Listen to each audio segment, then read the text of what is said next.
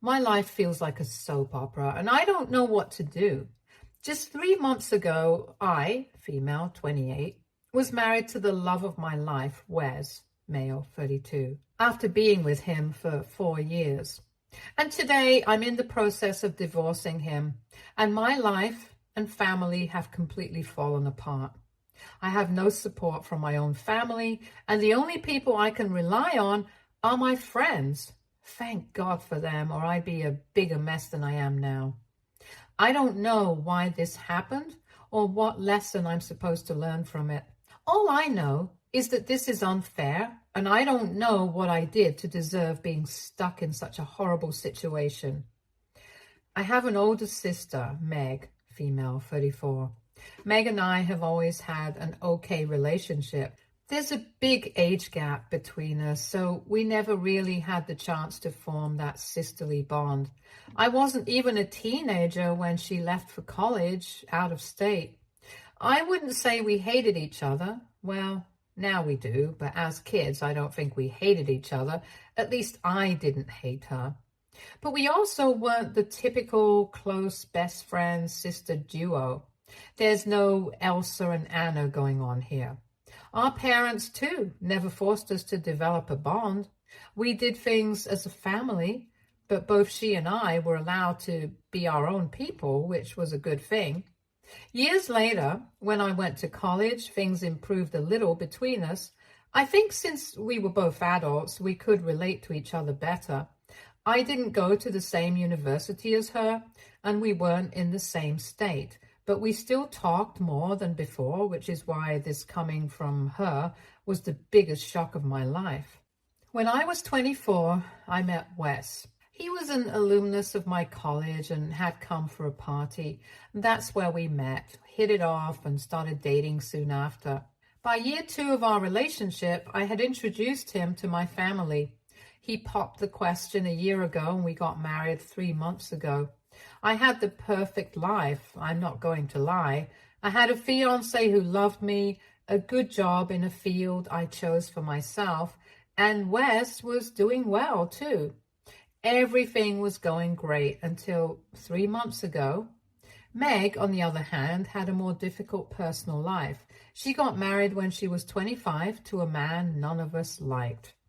It was obvious he wasn't good for her, but no matter what we said, she wouldn't budge from her decision, so we let her be because that's all we could do. It wasn't a happy marriage by any means. He forced, or rather manipulated her, into leaving her job, which she did, making her financially dependent on him. My parents and I asked her many times if she was okay with it and told her we'd support her if she wanted to leave. But she always said no and asked us not to meddle. The breaking point for us, or rather me, came when she claimed I was hell-bent on destroying her marriage because I had no one of my own. This was 5 years ago, before I met Wes. I knew then there was no point in arguing with her or trying to make her see sense. She was behaving like a woman who was blind in love by choice. And any help offered was seen as an affront. That was the last time I spoke to her about her a-hole of a husband, and we had very limited contact for close to 2 years after that. When I was 25 and she was 31, she finally got divorced. I never asked her the reason because I didn't want to meddle, not even a little. She tried to talk to me about it, but I always shut her down. Call me cruel or whatever, but I didn't have the energy or willingness to participate in it again. For years, I tried looking out for her, but in the end, I was blamed and shamed for it.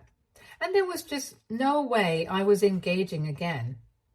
It pissed her off a lot because I assume she wanted support at that time, but I was out.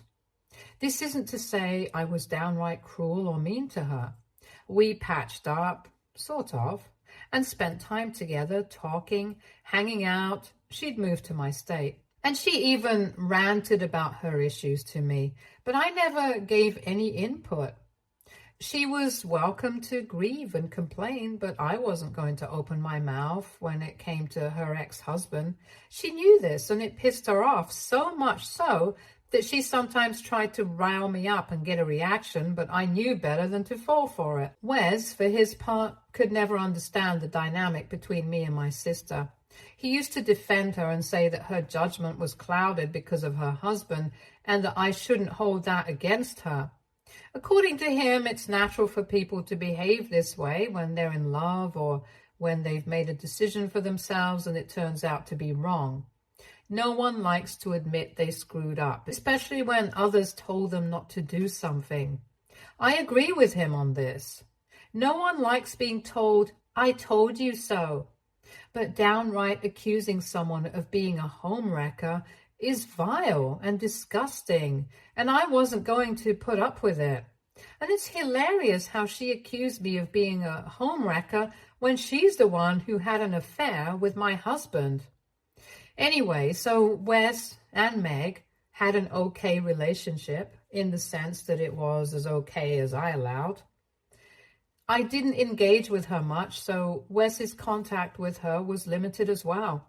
We met when we had time, and he always had a more sympathetic take towards her than I did. All through my relationship with him, I never suspected they were involved. Their interaction was limited, and I never imagined I would have to worry about something like this because Wes wasn't the kind of man to cheat.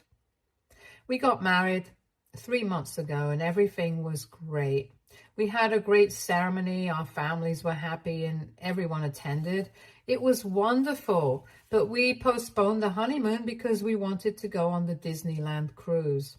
We knew we wouldn't get to leave for 2 big vacations, so right after the wedding, we focused on decorating the house. I had moved in with him. The house is in his name. And things were good for the first couple of weeks. Well, I only got a couple of weeks with him because about a month ago, my dear sister called me up crying, saying she needed to talk. I didn't have the energy for another one of her sob sessions, and I said the same to Wes, and for a change, he agreed with me. Little did I know what was coming. I told her I was busy, but she kept insisting it was urgent and we needed to meet. I invited her over, and Wes was there too. She looked uncomfortable, and Wes, in hindsight, seemed like he wanted to be anywhere but in that room. She told me she was pregnant and then started crying. Before I could ask anything, she said Wes was the father. It took me a minute to process what she was saying. I looked at her and Wes, who, to his credit, looked as shocked as I was, and I started laughing. I thought it was some elaborate prank, but Wes wasn't laughing, and Meg was still crying. I turned to Wes, asking what was going on, and he muttered, "You can't be pregnant." I asked what the hell he meant by that, and before he could answer, Meg interrupted and said they'd hooked up a month ago, and she was sure Wes was the father. I swear I couldn't think straight for a minute. I just stared at her like a deer in headlights, and when she didn't say anything else, I looked at Wes. He broke down crying, saying it was a one-time thing and that it meant nothing and that he never thought she'd get pregnant. As if that was the issue. I told her to leave, and I told Wes to get out too. I couldn't look at them anymore and needed time to process what had happened. Meg looked at me like I was the one who had committed some unforgivable crime. She had the audacity to say that she should be the one staying in the house since she was pregnant and I was not. It took every ounce of self-control not to slap her right there. I looked at Wes in disbelief, and he told her to leave, which she did. Wes left too, though I don't think they left together. But at this point, who knows? If he could get her pregnant, he sure could leave with her. I think I sat there for hours, unable to think. My mind was just numb. I don't know where the time went, and I had a few calls from Wes during that time, but I had turned off my phone because he was the last person I wanted to talk to. I couldn't believe he had betrayed me like this. This wasn't something I thought he was capable of. I couldn't even process the betrayal from Meg's end because I was still in shock over what my own husband had done. And then I saw a text from her. It essentially said that while she was sorry for what happened, it couldn't be changed. She was pregnant. She knew she was going to keep the baby, and it was in the best interest of the entire family for me to move out so she could move in with Wes, allowing him to take care of her and bond with the baby when it was born. I was appalled at her audacity. I couldn't believe she had the nerve to say this to me after sleeping with my husband. But I also knew I couldn't stay with Wes anymore. Despite my numbness, I knew that from the moment he confirmed it was his child, I couldn't stay with a cheater, and I definitely couldn't stay in such a screwed up family dynamic. I knew I had to leave. Whether or not she moved in was between Wes and her, but I knew I had to leave. I decided to call my mom and dad to tell them what had happened, but before I got the chance, my mom called me first. She told me Meg had spoken to her, and while it wasn't an ideal situation, I had to understand that this was Meg's last chance to be a mother. I asked Mom if she was serious and if she understood the gravity of what Meg had done. Mom was quiet for a moment and said I was always welcome to come back home to her and Dad, but Meg was 34 and she deserved to have a family after what happened with her ex-husband. I told Mom there were hundreds of other men Meg could have had a family with, and she couldn't be defending her sleeping with my husband. Mom said she understood I was hurt, but I had to look at the bigger picture. She said maybe it was God's will because Meg got pregnant so easily, and if it was, I had to make way for his plan rather than focus on my own life. I cried for the first time after hearing this from Mom. I couldn't believe she was supporting Meg over me when I was clearly the one who had been wronged. I disconnected the call. I knew there was nothing left for me. In the snap of a finger, my entire family had been taken from me. My husband, my sister, and my parents. I was all alone, and there was nothing I could do to change that. That's when I knew for sure I was moving out and going no contact with all of them. They could all eat crap. This was just too much for me to handle. It's still too much. It's only been about 2 months since I found out, and I hadn't thought they'd drag me into more drama. But here we are. I can't escape them, unfortunately. Anyway, that night I texted Wes that I still didn't want to see him for a couple of days. He called me back immediately, but I didn't answer. He sent a barrage of texts apologizing and saying he didn't know what had come over him, but I wasn't in the mood to engage. I called my friend Sarah and briefly told her what was up and that I needed a place to stay until I could figure something out. She told me I could stay as long as I needed. She came over with some wine and pasta, and we ate while I cried and cried like I hadn't cried in years. She stayed with me for 2 whole days. Thank God for good friends, and helped me pack my stuff. It was so much easier to deal with things having her around. There were moments when I went completely numb and couldn't get up, and she took charge and got things sorted.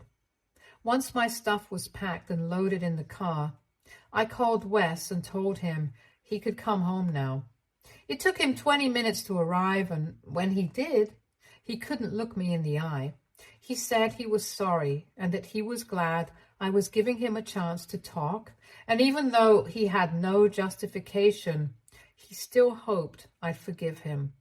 I didn't say anything, just handed him the house keys and got in the car. By the time he realized what had happened, I was already gone with Sarah. I haven't had any contact with him since. He has sent texts, but I haven't responded. I filed for divorce immediately, and while he initially tried to fight it, he eventually stopped. I stayed with Sarah for about 3 weeks before finding a place of my own. It's a small studio, but it's more than enough for me. Wes is the only one who's still unblocked on my phone, and that's on my lawyer's advice. I've gone no contact with my parents and sister, and I prefer to keep it that way because I don't have the energy for their toxicity anymore. I thought they would get the hint and stay out of my life, but I guess that's not how it's supposed to be because now I see Meg on my doorstep. I don't know how she got my address or what she wanted, but there she was, saying she needed to talk. I closed the door in her face because I didn't want to see her, let alone talk to her. But she didn't leave. She kept banging on my door and I told her to go away or I'd call the cops, but she didn't leave. She did stop knocking, but she didn't leave. I found that out the hard way. After about 20 minutes of silence, I assumed she was gone and decided to go out. I got into my car, but what I couldn't see was that she had followed me in her car.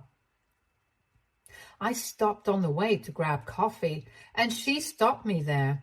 She said I had to talk to her, that I owed it to her. I yanked my arm away and told her I didn't owe her anything, and she could get lost for all I cared. She said she understood I hated her at the moment, but as the auntie to her baby, I had a duty and had already failed to discharge it. I had no idea what she was talking about, and I told her in no uncertain terms that I wasn't her kid's aunt. I'm no aunt to a child from my ex-husband, and I needed to be kept out of this mess. She said if I had warned her about Wes, she wouldn't be in this position and I wouldn't have had to end my marriage. I didn't know what she was talking about, and I admit, at that point, I should have walked away, but curiosity got the better of me. I asked her what was wrong, and she broke down crying. She said she had no idea Wes could be such a terrible partner, and that I had been living with someone like that for so long. She said he didn't help around the house at all. There was no emotional support from his side, and it felt like living with a zombie. She had hoped that as the pregnancy progressed, he would bond with the baby, if not with her. But she said it was worse than being with her ex-husband. He did nothing around the house, no chores, no spending time with her, nothing. He had even told her she shouldn't expect him to be involved with the baby. He said he was willing to keep her and the kid in the house and would handle the finances, but the house and baby were her responsibility.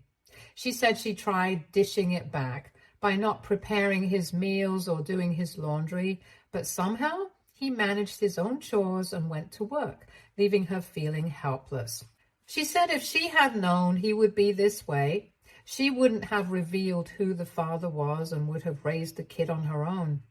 But I had led her to believe that he was a wonderful partner, which is why she dropped the bomb. But now her life was worse than before. I told her I had no idea how she had the nerve to blame me after sleeping with my husband. But I wished her luck, and she could do whatever she wanted since I was out. She said I couldn't leave her like this, but I wasn't in the mood to listen anymore, so I left the cafe. Now I'm sitting in my car typing this out because I don't know what to do, how to feel, or who to talk to. This is such a big mess, and I don't know if I'll ever be able to make my way out of this. I just hope she doesn't contact me again, and I hope Wes doesn't find out that she met me. I'm worried if he does, he'll start texting and calling me again, and I don't have the energy to deal with that anymore. Edit. I went through all the comments, and they've opened my eyes to what really happened. I was too stunned to process Meg's reaction, but now I realize she may have purposely baby-trapped Wes because she thought he was a good partner, especially after her horrible experience with her ex-husband. I'm not excusing Wes. He hurt me beyond repair. But the more I think about it, the more likely it seems. Her entire tirade earlier was about how she felt cheated because Wes wasn't the partner I propped him out to be. But why should that bother her? Why would she say that if I told her the truth, things would be the same? It's disgusting and appalling how vile she can be. I can't believe I second-guessed myself after what she said. And the confusing part is that Wes has never been the way she described him.